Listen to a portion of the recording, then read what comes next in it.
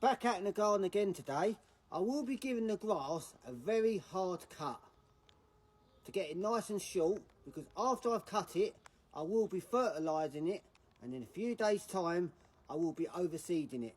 If you want to know why my grass is looking the way it is, please check out my last few gardening videos and that will explain it all. But as I go along I will give you a short briefing of the reason why the grass looks the way it does and how it's meant to look, hopefully in a few weeks time. In my last gardening video I aerated the ground and added sharp sand to the holes. Sharp sand has tiny stones in it to help with drainage. The reason why my grass has been struggling is because it's holding on to too much water. I've got to go 2 steps backwards to go 4 steps forward.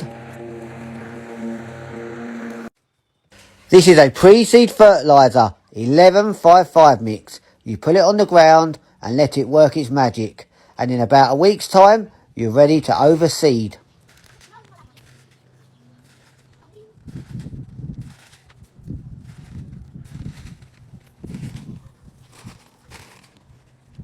Now is the time to water the fertiliser into the ground to allow it to work its magic.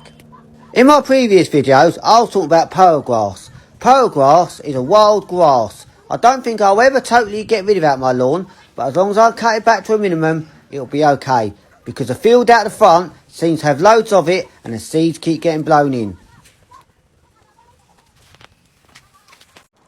Back out in the garden again today. Today is a lucky day. I will be overseeding the lawn. The seeds I will be using is 50% strong creeping red fescue and 50% Jubilee dwarf rye. They're meant to be very strong grass seeds. So let's see how we get on. But once I put the seeds down, I will be covering them with some compost just to keep the birds off from taking all the seeds, and then giving it a lovely watering every day until I start seeing a little bit of growth, and then you can slow back on the watering. Down and see how we get on.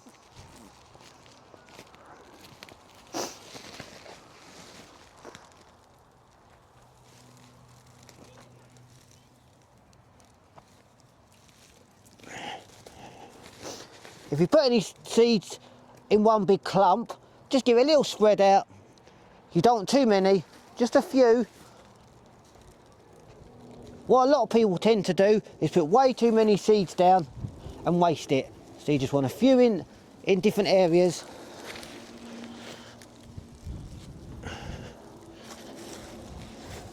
Which is probably not the best time to do it because it's just starting to get a bit windy. But we'll give it a go and see what happens.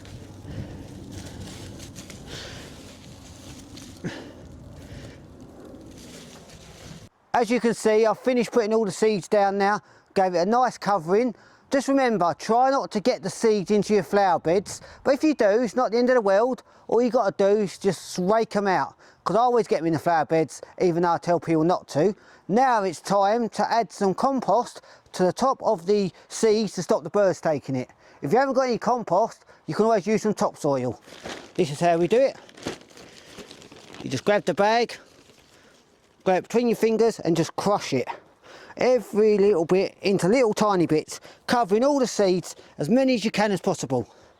You know what those pesky birds are like? They're going to take any seeds they can see, and our job is to try and stop them.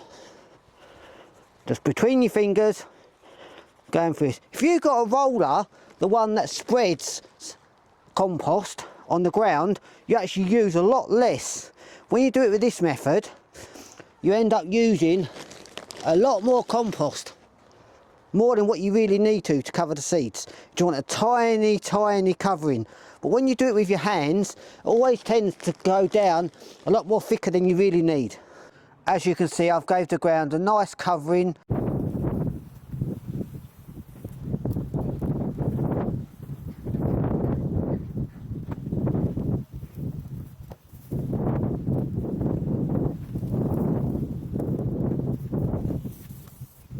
Back out in the garden again today, and I found a leather jacket while watering the grass.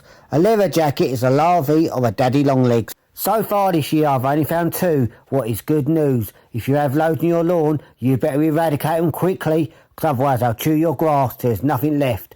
What I'm doing now is I'm adding sheeting to the top of the lawn after watering, and when it gets dark I'll lift it up, and that will bring them to the top of the surface and tell me if I have any more.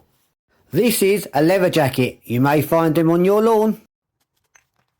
Time to remove the tarpaulin off the top of the surface of the garden to see if I have any more leather jackets. So far this is the area I've already found 2, so that's why I decided to do this area first.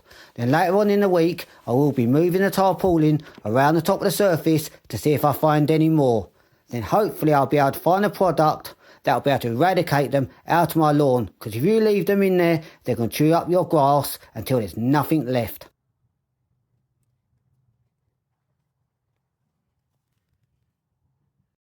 Back out in the garden again today. I thought I'd give you an update on the overseeding that I've done on the lawn. It's been around 4 weeks now since I put the first lot of seeds down. The grass is not looking too bad. It's coming through nicely. There is areas where it seems to be very patchy. It seems to be more around this area. This area here was full of poa, which is wild grass. What I've done is I dug it out, I put loads of seeds down and I put some compost on top. So hopefully this will germinate with no poa in it. It seems to be around this area where I get loads of poa because it comes from the field out the front. When they cut the lawn, it seems to get blown in. So what I do, as soon as they've cut the lawn, I'll go out and I'll get my leaf blower and I'll blow my lawn to hopefully get any seeds off that comes in. But the grass seems to be doing nicely. In certain areas, it seems to be a lot longer than others. Like down here, it seems to be lovely and lush. And as it goes round, some of it's a little bit sparse in places. But hopefully over time this will fill in nicely. In some of the areas which are quite bare, I have actually added more seeds and put stuff over the top to protect them from the birds. Lovely and green. Just hope over the next week or so this will fill in nicely. Back out in the garden again today. I overseeded my lawn about 6 weeks ago, and today is the day I'm going to give it its first cut. This part over here was seeded 2 weeks later because I had to dig it over and start again. So that's why it's a little bit shorter.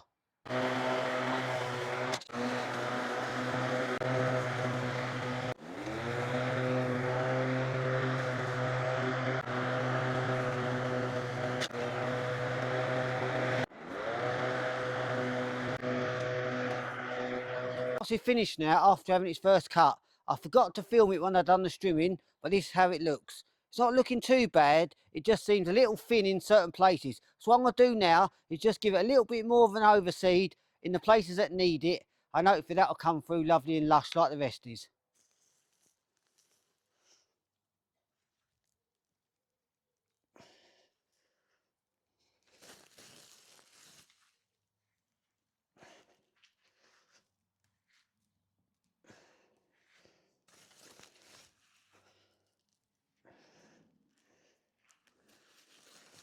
As you can see down here, there's a few bits that are just a bit thin. So I'll just spread a little bit here over it. Just going over the grass now, very gently with the rake. I've got the rake pointing upwards because I don't want it to damage the grass. And all I'm doing is knocking any seeds that may be sitting on the grass. Because if you've got any seeds that sit on the grass, they won't germinate. You need seed to soil contact. This is the final result. It's been cut, overseeded and watered. Once those gaps all fill in, it should look really nice. It's time now to give the grass a little cut. I'm going to do a before and after. The bits you can see that are a little bit patchy is where I had wild grass called poa. Poa grows seeds, they drop to the ground and they germinate the season after. Don't look very good in your lawn. If you can, try and remove it. Just finished giving the grass a nice cut. It's not looking too bad. This part here looks lovely and lush. Starting to fill in really nicely. This part over here should fill in about 2 weeks time and should look like the rest of the grass. This part over here is just starting to fill in now. As you can see, it's just starting to fill in. Once all the gaps are gone, that'll look nice just like the rest of the lawn. The only problem I had is I ran out of strimmer cord, so I wasn't able to trim the edges of the grass, which was a shame. Once I get some strimmer cord, I'll be able to give the grass a little tidy up around the edges and it should look lovely and tidy. Overall, not looking too bad.